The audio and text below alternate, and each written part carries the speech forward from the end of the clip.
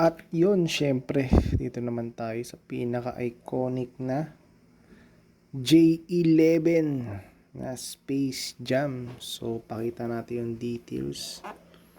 Dito, meron siyang minor ganyan. Baka ang gawa ng pran. Separation, wala. Grabe, ang ganda ng pagka-block details nito. Idol.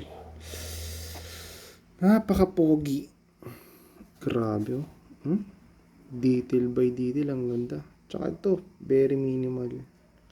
Yan, pero hindi yan seps ha. Ilalim, wala ring toe drag, heel drag. Yung yellowing, sign of ano yan. Natural aging mga boss. Carbon syempre. Yan. Tapos yung next pair, grabing details to. Ano naman, no? Napakaganda.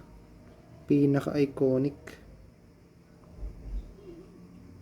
na shoes na line ni Jordan 11. Yan yung details niya, walang mga seps.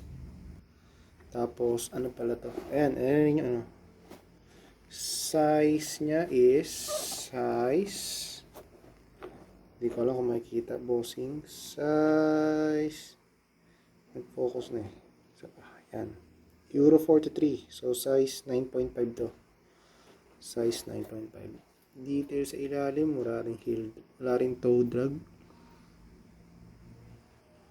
Fresh na fresh. Carbon syempre. Yon, pag trip mo yung ating Jordan 11 na Space Jam. Yan yung ginamit mismo ni Jordan sa movie niyang Space Jam. PM ka lang sa page. Maraming salamat.